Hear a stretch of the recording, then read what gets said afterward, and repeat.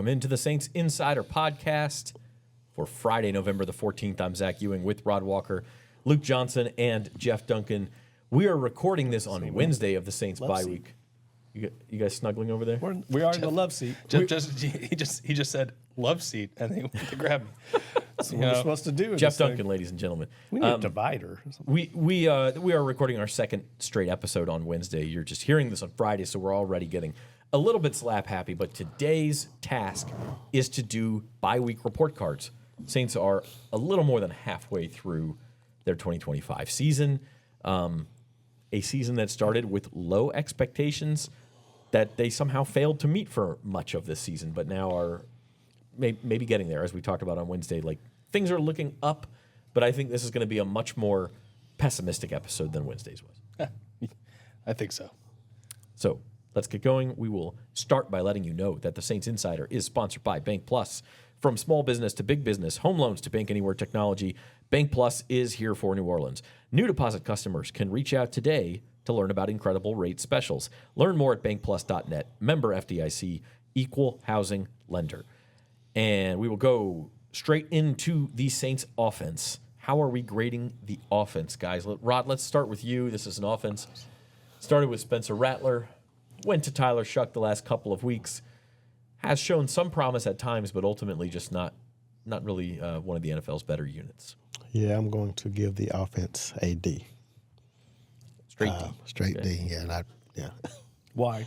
I just, first of all, let me just throw this Sunday game out of the way because that can kind of skew your views probably a little bit. But I just think they just failed to score in the red zone, the drop passes, the penalties. I mean, I think it's been a little disappointing.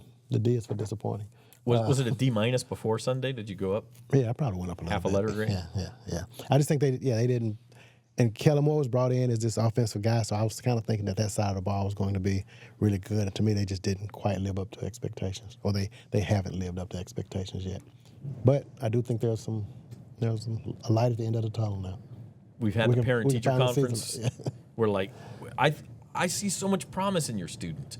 Wow. We just need to have a little bit more application. That reminds me a lot of what my dad said to me when I was like in my senior year of high school. Anyways, I'm gonna agree with Rod, a D. And I don't think that's too harsh. This is an offense that has scored 20 points twice in 10 games. It's crossed the 20-point line twice. I mean, that's 20 points feels like baseline for a competent NFL offense. They've hit it twice. They have not hit 30. They're one of, I think, 4 NFL teams who have not scored 30 points in the game this year. The stuff that you were encouraged by coming into the season, the offensive line, I think has not played up to its expectations. I thought that was going to be a floor setter for this team. It has not been. It took them like 8 games to really figure out how to get Chris Olave involved in this offense. He's averaging like 8 yards a catch, like up until like the Tampa Bay game. I think the one thing that you could say that was encouraging is I think Kellen Moore's done a good job with his quarterbacks. He had Spencer Rattler playing pretty good ball. I think we've seen some really good stuff out of Tyler Shuck. That is encouraging. But the running game has been like really hit or miss this year. The offensive line play has not been good. It took too long to get Olave involved. I think we've seen too many drops from players like Juwan Johnson. They sent a 4th-round pick to Denver for Devon Vele, and I don't think he's top 2 catches in a game yet this year. We're going to get to that. So, there's just a lot of stuff about this offense that has just been really disappointing, especially considering who they brought in to be their head coach, considering what we thought some of the strengths were on this team. But I'm with you, Rod. Like, I think there's a chance for extra credit here. Like, changed my mind in these last 7 games, but it has not been nearly good enough. Extra credit line. I like that line. That was a good line. I think situationally they almost deserve an F. That's been the worst. Yeah, that's the key to how you win in the NFL. But it's so hard to evaluate because I actually think after watching Shuck operate the offense a little bit, some of the things I'd heard that they were frustrated with Spencer Rattler about, you saw come to fruition with Shuck. Attacking downfield, there's more there on 3rd down. I heard that from people in the building. They feel like there's more there. So we saw that in the at least the one game against Carolina. So it's kind of hard to be too critical not knowing enough about whose was at fault. Was it the quarterback being too conservative? Was it the line? But there's no question the line has been a huge disappointment, and the running game. They just have lacked juice there. But again, they lost who I would say was probably their best running back to a season-ending injury. At least the one guy that had some explosiveness. So it's kind of hard to judge it. But it did feel like, to Luke's point, it felt like it took Kellen a long time to figure things out. And look, he's a young coach. He's got a lot on his plate. He's a first-time head coach. We kind of have to give him that runway. But it did take a little while to figure out, hey, I can throw a screen to Alvin Kamara. Where was that at? That was a nice play. I getting 30 yards on it. Yeah, I was like, where's that all year? So you have to go D- around there. I think you hit it on the head. There have been some signs of competence, but every time there's a big play, and you could even throw in the first couple series of the game, which obviously the game is tied. Those are big plays. The offense has gotten off to slow starts. Every time there's been a big third down, they get in the red zone. That's when the offense seems to be at its worst, and that's where you go from they've been okay to no, this is a D, and I think D is fair. If we had to split it into individual units like offensive line, pass catchers, running backs, quarterbacks, who gets the highest grade for you? I'm curious. I'm probably going quarterback. I'd probably say quarterback too. Which nobody would have. Which is the points. Yeah, and that's exactly what I was saying. Is before the season, if you had said that, you'd have been like, oh, well, maybe they have something. But yeah, I just you say quarterbacks, but at the same time, to Jeff's point, it's like we don't really. I don't think we really fully understand was the quarterback getting the most out of the offense? Because we saw Tyler Shuck this past week look great.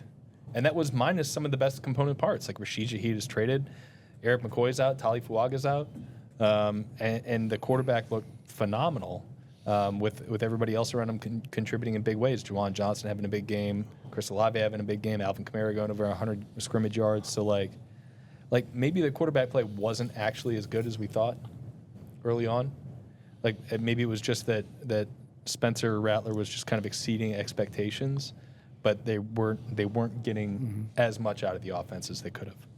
we may have been grading quarterbacks on a curve when we say that too. Probably true. Didn't expect a lot. But I mean, I think if you look at just start to finish through these first 10 games, I think the quarterback has been the most consistent part of this offense, and the other aspects of this offense have not been consistent. The running game has been really, really hit. There's been weeks where it looked tremendous. The Buffalo game, it was awesome, but it's been way too inconsistent there. The pass catching's been inconsistent. The pass blocking's been inconsistent. So there's just I think if you're just looking at which of these units has just kind of given you the most reliable play, week 1 to week 10, it's been the quarterbacks. Which unit gets the lowest grade from you? I'm probably go ahead. I think I'm going receivers. That's where I was going to say too, and I thought I might be in the minority, but I there's been too many games where the receivers have let these quarterbacks down. I think I would go lowest on the receivers. Yeah, receivers, and then I think the line, just because we had expectations higher for them, and they invested a lot. That should be the strength of the offense, and it hasn't been. So I mean, they have. Again, it's hard to say though. Sometimes you don't know exactly. They've had injuries up front too. Yeah. I mean, I'd probably go the line just relative to the expectations. Yeah, that's fair. That's right. We thought the line would be the strength of the offense, and it has definitely not been. So, okay, flipping over to the defense, we're going to go the opposite direction and let Professor Duncan have his grade first. How do you grade the Saints' defense thus far this season? Wow, I'd say C+. Okay. I mean, it hasn't been great. I don't think there's a lot to work with there in defense of Brandon Staley, pardon the pun, but I don't think they have an elite guy, like I said on the earlier podcast this week, but I do think he's managed to cobble together some good game plans. I think they've done good work in the secondary, and they got thrown that curveball early on with Blackman went down, who I think they were counting on. I think they've adjusted well. Didn't have Chase Young early, who's clearly their best pass rusher. There's no question. So yeah, I'd say, but they've had a lot of negatives too, right? They haven't tackled well. They've had a lot of penalties. And when they played really good offenses, they haven't really had much of an impact at all. So it's kind of like what I expected, to be honest with you. They haven't changed. My expectations for them haven't changed since the season's gone on. I think they're a year or two away from getting to where they need to be. Yeah, I think I agree. Like with everything you just said, I think C+. Like they've been pretty good in moments, but like to Dunk's point, like there's just not been like a lot of really high level play. You know, like we've seen some really good stuff out of Demario Davis, but I don't think it's like I don't think he's going to be contending for like an All Pro this year. You know, the numbers are pretty good. We've seen some really encouraging stuff out of the young players. Jonas Sanker's had a couple of really good games. I think Quincy Riley's been excellent since they put him in. I think Kool-Aid McKinstry's had some really good games. You know, that Tampa game being one of them.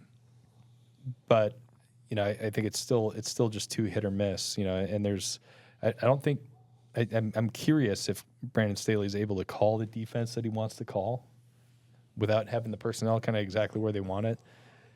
It seems like it's just like a lot of you know, we're going to make you drive the field for 15 plays, but teams are like, okay, we can do that against you. You know, it's really soft zones a lot of times, and they're finding a lot of space within those zones. So I'm curious to see what it would look like once the personnel is right there, because like I don't know if that's going to be something that's going to get them a lot of wins. Personally, I don't know. Yeah, and they get like that. I mean, like Alante Taylor makes a nice play against Carolina. He made a big sack in the opener against Arizona, but then there's a few games where there's nothing. You know, Brian Brzee has a great punch out against the Giants. That was a huge play. And then he kind of disappeared. I mean, they don't have really one guy every week just making plays. I mean, those guys are hard to find. That's why they get drafted high and why they make Pro Bowls. But they're missing that, that really elite kind of game wrecker guy. And so he's having to put together a game plan where he maxes out what they have. And I think he's done a pretty good job of it. Rod, Yeah, what you got? I'm going regular C, not a C+. Regular C. Regular C, yeah. I just think average. I think the past couple of weeks have kind of made you like them a little bit more than you would have those first. I mean, I think there were some weeks later I thought they were like really bad. And so, yeah, I'm going with just a regular C. And I agree with everything they said about just not really a lot of big-time playmakers. But, they've been kind of solid across the board, but just not enough to give them anything more than a C for sure. We said before the season that there was going to be some growing pains with this. Dunk, you said that a lot of square pegs and round holes for what Brandon Staley wants to do. And I think we've seen that. I think it's also important to keep in mind they have actually ended up playing some of the NFL's best offenses. We didn't necessarily know that was going to be the case. But between Bills, Patriots, Seahawks, and even the 49ers with Mac Jones. Rams. Yeah, and the Rams. I mean, you faced 5 top 10 offenses so far. I mean, so it has been a little bit difficult. Same question I had about the offense. Which unit ranks highest or lowest for you? This is a little bit, do the linebackers count as part of the pass rush or the run stop or how you do it? But I mean, what area specifically would you grade the highest or lowest here? Who wants to take this one? I mean, I'd go with the secondary. I mean, As the highest? Yeah. I think they play. There's a lot of times where they're playing well and you don't really notice it because you're watching the TV tape and you're like, oh, the quarterback's holding the ball and then he scrambles. That's good secondary coverage in the second. That's happened a lot this year, considering how young they are back there. But I mean, when they played good teams, it's not the case. So it's kind of hard to say. I mean, they got lit up by the Rams, and you know what I mean. It looked easy against Seattle. So it's all relative. But I think considering Sanker got thrust into that role, they've elevated kind of Quincy Riley now. I mean, McKinstry's also just in his second year. He's not like he's a vet, but he looks like it in this group. So I'm actually encouraged. Like I'd say, put it this way: looking at the draft next year or the offseason, I think the secondary is one of the places you feel pretty good about where the future's going. I'm not sure I could say that about the other aspects of the team. Defense. Yeah, I think they all fit in like similar ranges. Like when we're talking about who's the best and who's the worst, I think they're all just kind of in the middle. So like I guess to me it's like the most consistent unit and the one that has shown some potential long-term promises of linebackers. DeMario's still playing pretty good football. And I really like the fact that they've taken Pete Werner off the field for 40% of the snaps, and they've let Danny Stutzman play, and they've let Isaiah Stallbird play. And I think those guys have given them some good ball. So I think just like consistently week in, week out, you can probably count on the linebackers the most. I'd hesitate to say the secondary just because the opposing passing numbers, even after this last week against the Panthers, I mean, they're really good against the secondary. Teams are kind of lighting them up through the air, and I'm with you on the fact that they've played pretty well, and it's more than just like what they're doing in coverage that produces these numbers against them. But I still think they have a lot of room to grow there, and the defensive line I think has just been really hit or miss.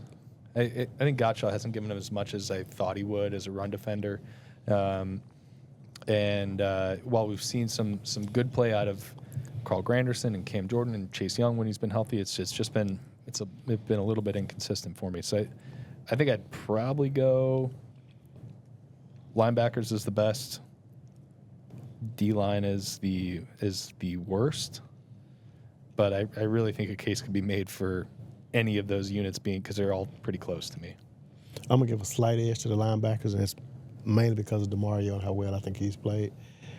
But as far as long-term, I agree with Jeff. I think when you look at the draft next year, I don't think you'll even have to look at a cornerback or safety. I think they have kind of solidified that position. So everything else, I think, well, even linebacker, I don't know if you have to really look at that position much either. So, yeah, I'm going to go linebackers as a top, but D-line can still get shored up some, I believe. But we were saying that last year, too. What happens if they let Alontae Taylor walk in free agency? Then that you probably changed, need that changed somebody. things for sure. Yeah. That is a discussion for another day. I do think it's funny you guys slighted the D-line, and I just got the notification. Again, we're recording this on Wednesday, so this happened Wednesday. Nathan Shepard is the NFC Special Teams Player of the Week for blocking a punt that the Saints didn't even field goal. I'm sorry, blocking a field goal the Saints didn't even get. I mean, Shepard's given him some good ball, like he has, but to me, it's just it's a little bit more flash and less substance for that D-line. And So- he had a sack, too. Yeah, but that was special right, teams. right. Speaking of special teams, let's go there next. I am curious, very curious to see what the grades are on the special teams unit. Blake Grupe has struggled. The Seattle game was just the epitome of a special teams disaster. Luke, you get to start. Yeah, on it's this an one. F. I mean, it's been better lately, but even Kai Kruger struggled against the Panthers this last week. He had like a 26-yard punt in that game. Blake Grupe's gotten better after his early season struggles. It really, first 7 weeks of the season, but they still haven't really counted on him a lot recently. So you don't he's not out there attempting 4 field goals a game. He's not getting a chance to miss 2 of them. I don't know. It's just the coverage units haven't been great. Outside of Isaiah Stallbird, the return units have not been good. It's been a really rough season on special teams for the Saints, which is weird because I mean for a long time, I mean basically as long as I've covered this team, they've been one of the best in the NFL. Some time to turn that around. Obviously, it's really, really hard to get over what happened in the first 5 weeks of the year, though. I mean, they were really, really bad.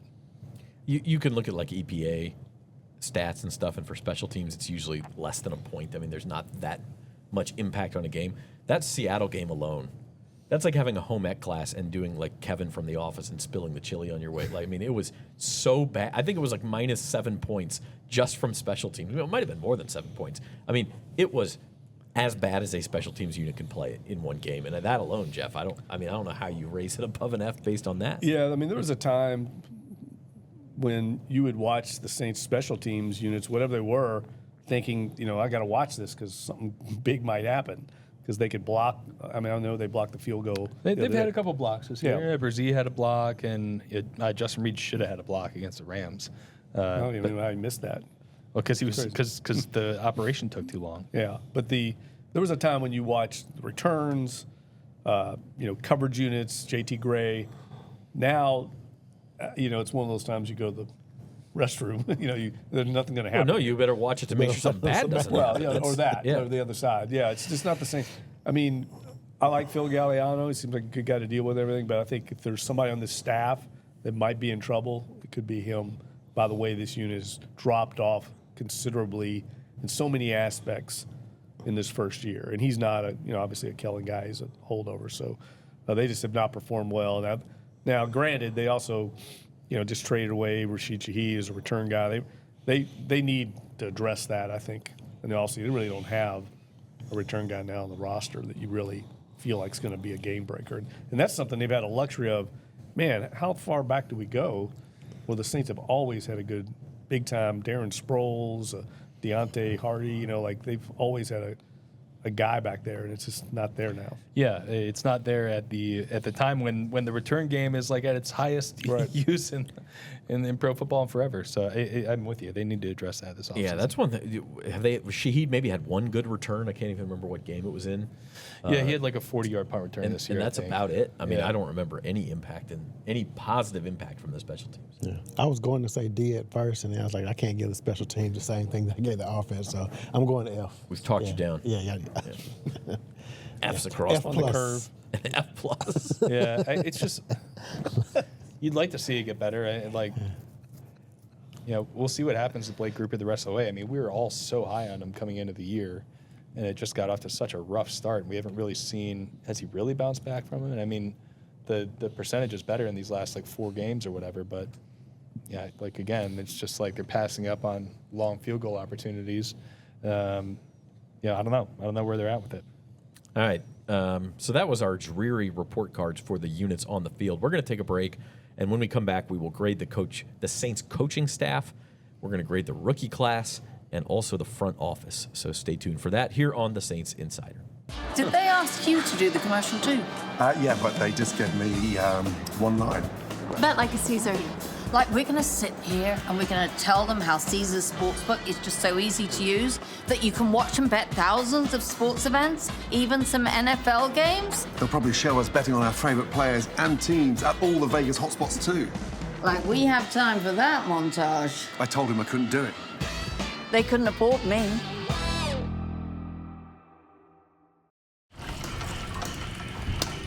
Nice bike. Thanks.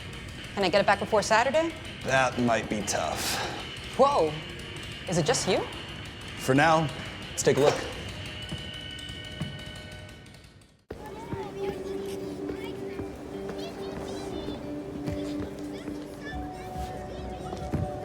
Can you reach that? How about you get it? And welcome back to the Saints Insider. Talking mid-season, bye-week report cards. I guess it's not quite mid-season, but we encourage you to subscribe to the Saints Insider podcast on YouTube. Hit the like button, leave comments. Be with us for the rest of the season as we go through this 2025 journey. All right, we're going to do the Saints coaches. Rod. Kellen Moore, first year. Brandon Staley at defensive coordinator. We mentioned Phil Galliano. How has this coaching staff done? Give them a grade. I am going to go C-. Okay. And I think part of that is because they're at 2 wins, which is probably where we thought they would be at this point. So I think the fact they were able to keep this team together and not giving up after that 1-8 start probably helps out. But I just think they've kind of underachieved when you look at I'm going back to the penalties and just kind of the lack of discipline, just things you saw. And there were a lot of times it seems like, man, this team's not coached well. So, what did I say, C-? C-. Yeah, C-. Not a regular C? No, not a regular C.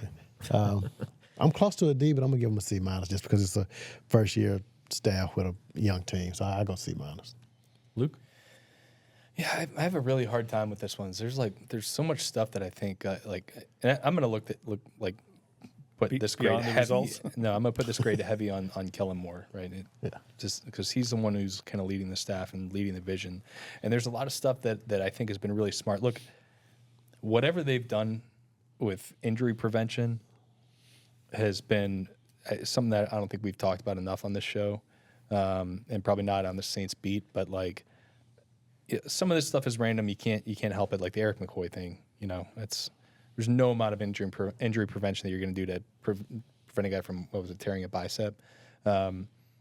But like for the most part, I mean, we've seen this Saints team stay very healthy through the first 10 weeks of the season. I think a lot of that is due to what they did. You're bringing in Ted Rath and some of the sports science stuff they did. I think that was really smart. I think that a lot of his interpersonal relationships with players are really good. I think the players respect him and they want to play hard for him. Even if he's not like the rah-rah guy who's going to light up a post-game press conference or those videos of a victorious locker room. But like, I think the really disconcerting stuff has been some of the game management. It's just like I'm not really one of those people who's just like constantly questioning decisions, but like there's been some really, really questionable ones. I mean, just even in this last week's game. Right. They had like 3 timeouts, a minute left. They let 20 seconds run off the clock and run a Alvin Kamara up the gut on 3rd and 5. Like within scoring range when Shuck has been excellent on 3rd downs in the first half. And then they take a timeout and they come back onto the field and then they get a freaking procedural penalty and they have to punt. And like whether it's like the not using the timeout, what was that, the first game of the year? Cardinals. Yeah. Not using the timeouts at the end of half. There's just been some really like what the heck are they doing? And then to your point, it's hard to figure out like what Kellen Moore is. Is he conservative? Is he aggressive? Like it feels like it changes on a drive-to-drive basis sometimes. So like that to me has got to be when they go back and do a review of this year. Like Kellen Moore's a big process guy. Look at your process there, right? And figure that out. I mean, to your point, I think they've gotten them playing pretty hard. They probably are about where we expect them to be. I don't think in anybody's right mind you can give them an A for doing that, But like I think they've got a lot of like nitpicky stuff that they've got to figure out because that stuff adds up. So did you give a grade?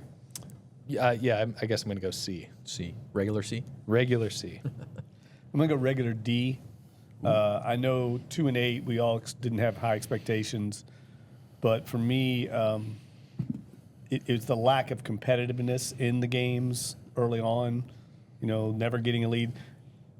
There's a pattern here that I see that worries me a little bit with Moore, and that is it takes him a long time to fix something. Like they still haven't quite fixed the falling behind issue in the games. I know this roster's definitely one of the least talented ones in the league.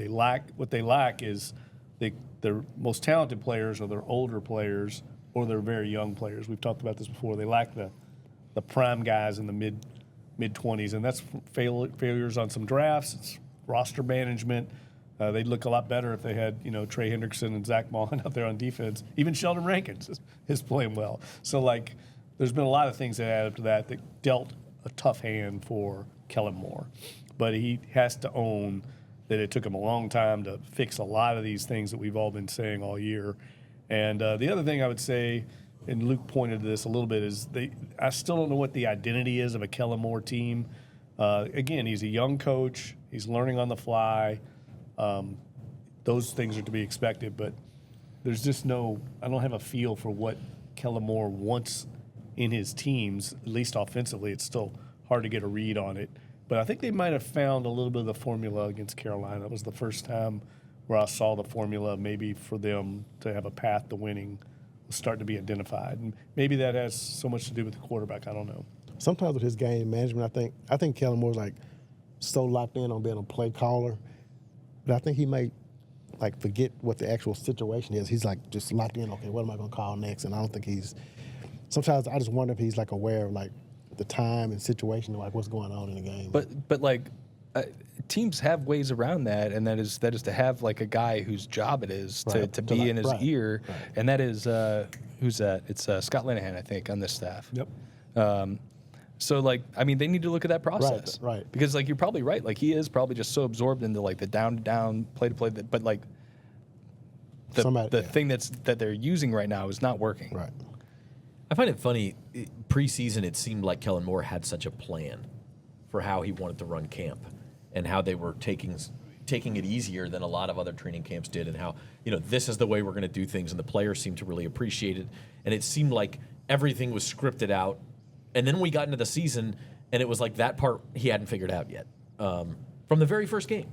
coaching scared against Arizona, quite frankly, by not calling those timeouts at the end of the half and saying giving our offense a chance to go score points. And some of the procedural stuff, and then just the game management and flipping between, as you said, Rod, riverboat gambler and arch conservative. Like it's almost like he needs another offseason maybe to work on that part of it. I don't know. So this is an area where I'm really curious to see how the second half of the season goes, because I think there could be some growth, or maybe we go into the offseason with a lot of concern. Well, this is when you do it, right? This is your self-scouting period. That's right. Go back and look at where you've messed up, like where you've come up short, and try to come up with the answers to fix them in this week while all the players are off in, Kirk's and what's the place? They're off in like. Yeah, I can't. Turks and Caicos. That's it. Yeah. I was saying Kirk's and Tacos, Kirks and Tacos, Turks and We'll Caicos. edit that out. No, we won't. Please we're not going to do that. Oh, I'm getting a head shake. Okay, We're just gonna have to live with the fact that I accidentally spoonerized Turks and Caicos. I got to go check it out now. Okay, 2 more quick ones before we go. Rookie class. Luke, why don't you start with this one? How are you? I think this may be the highest grade. Yeah, I think this is, to me, like a B+. Like I think they've found some guys in this. Like obviously the thing that is going to make or break this is Tyler Shuck, right? Very encouraged by his first 2 starts, plus the Buccaneers action. I think Kelvin Banks has been good. I think they clearly have players in Jonas Sanker and Quincy Riley. Even if those guys are just what they are, and they don't develop a whole bunch, like you have starting level football players that you found in the 3rd and 4th round. I like what I've seen out of Danny Stutzman. Like, I think this is a good draft class. They got players who are playing meaningful football snaps on this team, and they are not just constantly messing up. So, and we'll see what happens if and when Danny Stutzman elevates to a starting role. Vernon Broughton gets back healthy next year. Maybe he's a part of this defensive line rotation. I think they have a chance to have a really good draft, and they desperately needed this. I don't know if they have any superstars out of this. We'll see what happens with Kelvin Banks. Obviously, he's a top 10 pick. If he's your left tackle for the next 10 years and makes a couple Pro Bowls, and you feel really, really good about that. But we'll see. I don't think you can give him an A, but I think that I think it's a really good class so far. Anybody else? Anybody want to go A? I'm going A. Just because Regular A? Just because regular A. No, A-. But just because I think everything that Luke said, I think they hit on a lot of different positions, but I also think that Tyler Shuck is going to be really good. So that's why I'm A. We got an that's A. Why I'm yeah, the only A of the show probably, but yeah, a lot of this Kelvin Banks and Tyler Shuck, I just think both of those players are going to be around for a while. And to me, if you get that out of a draft class, I think you've done pretty well. I also liked what I saw at Devin Neal last week. Oh, yeah. Forgot about Devin Neal. Yeah. I really liked what I saw out of him. He had the 14-yard run, and I think he's really dependable in pass pro. Even if he's never going to be your lead back, I think that there's getting a guy like that in the 6th round is pretty good. B+. Jeff. Easy grader over there. I wish I would have been in Rod's class back in the. Maybe you would have gotten an F+. What was your school that got trucked last week? We got head-to-head action this weekend, Mississippi State and Missouri. Oh, okay. We got a bet at the end of the show. No, I agree with what everybody said. I don't want to belabor the point. I think I will say this: they're also very high on Vernon Broughton. I know we haven't seen him yet, but there's people that really, really like him that think he was just coming on when he got hurt. He's kind of turned the corner. So if you are high on him, we got to see it on the field. But all of a sudden, you got Stutzman at the 2nd level, Riley and Sanker at the 3rd level, and if you like Broughton, I don't know about Diggs. He's kind of disappeared in the rotation. But you've got to feel good. It doesn't feel like there's any real misses. And we haven't even talked about, Simpkins was undrafted. Guy that you have to kind of throw into that mix that they identified him, that he may be at least, if nothing else, a reserve interior lineman for them going forward. So this is definitely their best draft class they've had in a long time. And to Luke's point, they just needed dudes that they could count on as being starter quality, players. Yeah. Not everybody's going to be 17. Everybody loves that class because it had so many elite players. But there was also what made that class good was you had Marcus Williams and Alex Anzalone were starters. that were just good starters. And this team needs that right now. They just didn't have enough young players you could point to that were going to be a part of this core going forward. And this class kind of gave them a start. So what's your grade, Jeff? A or B? I'm going to go regular B. Regular B. Yeah. Man, tough grader over there. Yeah. But I think that's exactly right. It's like, to use a baseball analogy, because y'all know I love baseball analogies, is like they've hit a lot of singles and doubles in this class, and I think we know that. Like Jonas Sanker is a third-round pick. That's a solid base hit. Looks like Kelvin Banks is a first-round pick. Is a solid base hit. Did they hit any homers? We'll see with Tyler Shuck. No, but that's Ozzie Newsome's draft philosophy is just hit doubles, Yeah. And I think he's the right. only place where it looks like maybe they missed, and we don't even know yet, is Fadil Diggs, and that's 7th-round pick. But like, he took a swing at it. That's not even. cares? He's still played active roster minutes this year, and he's on the practice squad developing. Like, that's not even a miss. Like a miss is when they took Rick Leonard in the 4th round, and he didn't make the 53 out of training Isaiah camp. Foskey. Isaiah Foskey was a miss. Had to go there. Trevor Penny. Is that a miss? I think it's a miss for what they gave up for him. Yeah. The Trevor Penning was a miss. Definitely a miss. Like, They admitted it by trading him for a box of popcorn. So, like, well, yeah, you would love to have a 17 draft class every year, where you're getting some superstars, and they are going to need some of that because they're shallow on stars on this roster.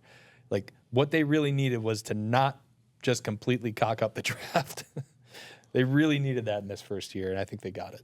I think if Tyler Shuck puts together 3 or 4 more games like he did on Sunday, this becomes an easy A. Right now, if you find your starting franchise quarterback after the top 10 picks, it's an A. Might be an A plus, especially because the rest of the draft looks pretty good too. Still, like I said on Wednesday, which is today, because I think they have. It's too early. And what are isn't there like been historical numbers? Like it's almost impossible to find your quarterback beyond the first round. Yes. Very rarely does that happen. Yeah. So they're able to find a guy, even if he's not great, even if he's like, I know Sam Darnold's an MVP candidate now, but even if he's just like a Sam Darnold type, you got him in the 2nd round. Like that's hard to do. It's insane value, right? If he hits, yeah. There's an if there, and so we'll end with this, and the draft class has part to do with this, and I think it's important to remember that. But I wanted to grade the front office. This has been the point that most Saints fans have criticized the most, and probably fairly so in a lot of cases, with Mickey Loomis and his team and what they have done building this team, and in some cases, like even now refusing to go into a complete rebuild, right? Like the Devon Vele trade you mentioned earlier in the show, Luke, giving up draft picks for a guy, they didn't give nearly up as much for Jalen Polk, and then turning around and maybe not selling as much at the deadline as they could have done. So having said all that, Jeff, how are you grading this front office so far in 2025? Well, yeah, it's kind of hard. I mean, I guess we're gauging them on this one offseason. I think most of the ills, I think the front office should be kind of held accountable for happened long before this offseason. This draft was actually one of their better ones. I attribute that to the college scouting director, Jeff Ireland, and their staff.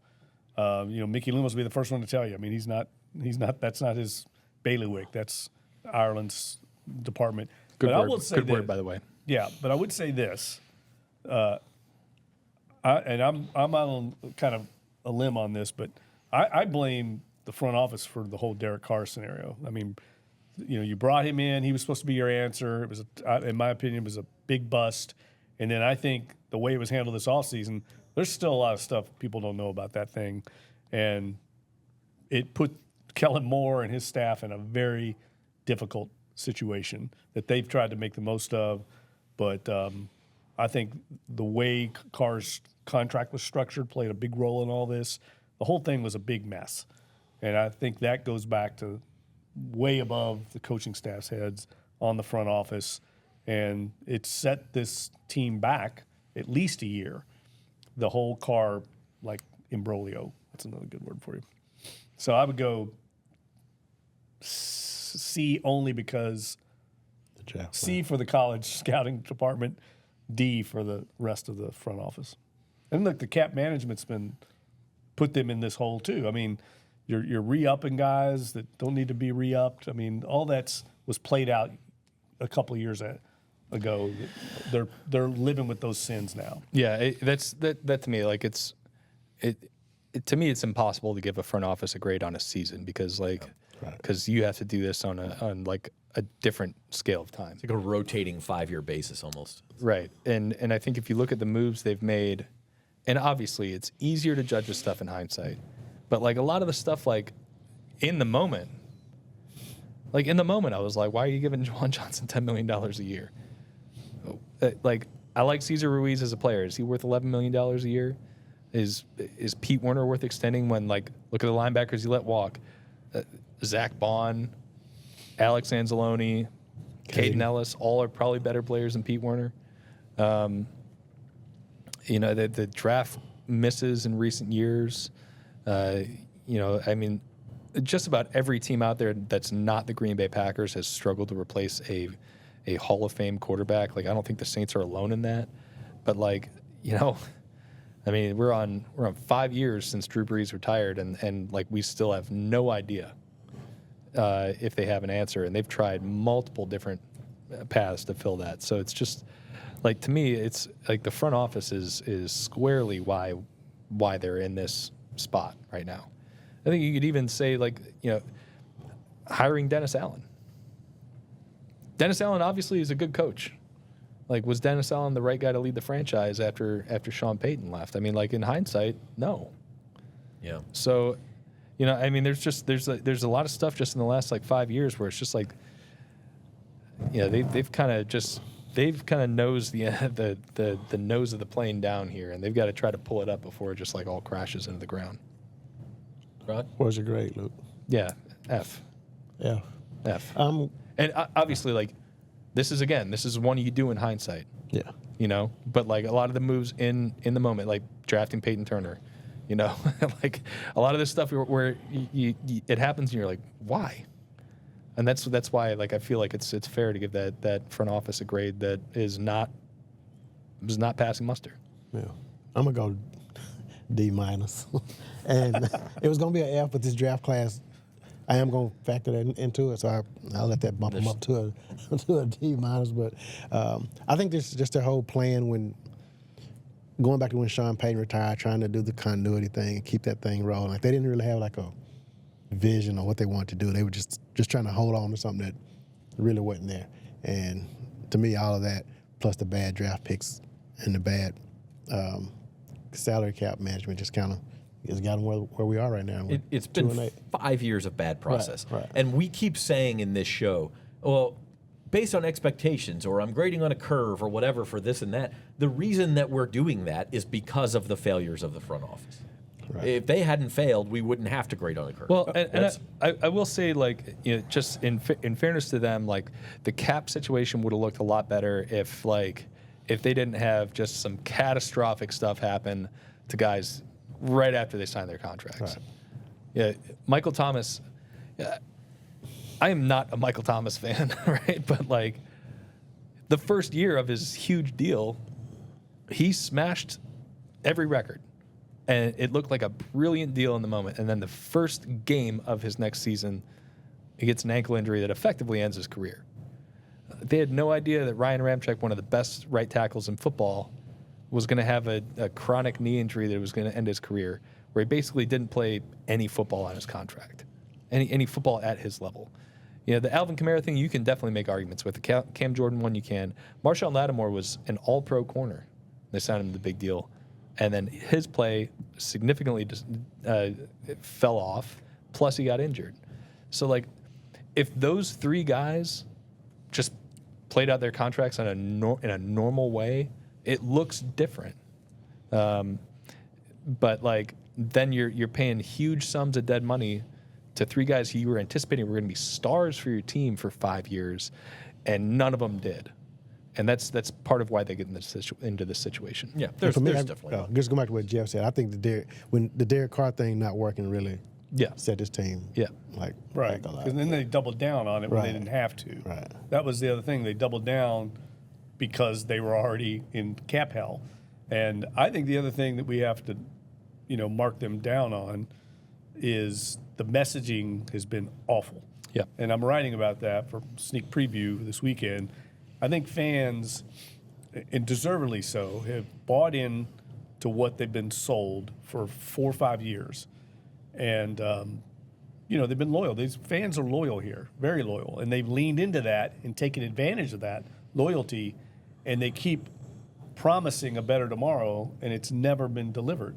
And it goes back to something Paul Tagliabue said in the height of the crisis, the Katrina crisis. I remember him saying that he admired people that over-delivered and under-promised, and he doesn't admire people that under-deliver and over-promise. And that's what I feel like the Saints front office has done. They've over-promised and under-delivered. And I think the fans, rightfully so, are frustrated and feel duped, and they're not buying in anymore. And that goes to the front office messaging every year, saying, "I think we got a good team." Oh, it was all injuries this year. It was the COVID thing on the cap. It's always an excuse. Every other team in the league's dealing with the COVID situation. They all weren't in that cap situation to have that problem. Every other team has injuries. We see it across the league, and they deal with it. Those are excuses that, in my opinion, are a loser's lament, and I think that goes back to the front office messaging that's created this atmosphere of fan discontent that, people feel duped, and it's like the Music Man, Harold Hill, selling the 76 trombones. Well, I think that is a good place to end it. We could have done without the Music Man reference at the end, but It's kind of right. dated, I guess. Okay. Before my time, and I'm almost 40. I can't believe we did 2 podcasts today, speaking of past Saints teams and quarterback decisions and stuff, without mentioning how giddy I am that Jameis Winston is starting an NFL game this weekend. It's going to be awesome. For the New York Giants. I mean, that just makes things more fun. What's your take, Rod? Well, I think it was probably time for them to try something new. Who are they playing this week? Green Bay. Green Bay. It's not going to be an easy my boys' team Hey, you know is what? struggling. Hey, you know what he did last time he played Green Bay? His Let him- first start for a team, right? When the Saints. Yeah. That's right. Although he did come in against Green Bay and blow a lead also the next time he Well, played I'm going against to the them. first time, though. But yeah, he did 38-3 in Jacksonville. 5 touchdown passes or something like that. The best game of his Saints career. It's going to be fun, man. That's all. By the way, I think you mentioned Michael Thomas and not being a fan. You are definitely the biggest Michael Thomas fan on that love seat. If we can just wrap. Where is our things up. Michael Thomas bobblehead? Is it still here? Did we do away with that? All right. He was a great player. It is time for the Saints bye week. We are going to take this weekend off. We will be back next week with more Saints Insider podcasts. For our producers, Molly Ballinger and Amelia LaCour. He's Rod Walker. He's Luke Johnson. That's Jeff Duncan drinking coffee. I'm Zach Ewing, and we will see you next time.